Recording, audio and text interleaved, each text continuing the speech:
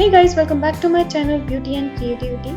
In this video I'm going to tell you how to use orange juice for face and its 5 benefits. Firstly, take one orange and peel it. Then take lemon squeezer and squeeze orange to get juice.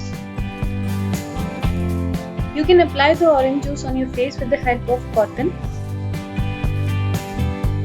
Leave it for 10 minutes and then wash your face with cold water. Now let's discuss how orange juice helps our skin. Orange juice works effectively for shrinking the open pores. It helps in giving shining glow on face. Orange contains fruit acids that gently exfoliate our skin to reveal a brighter skin every day.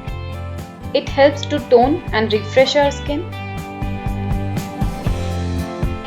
Orange is rich in citric acid, which is very helpful in drying away acne. Orange is an excellent beauty aid in reversing the aging process. It is replete with vitamin C, which increases the production of collagen and keeps the skin firm and moist.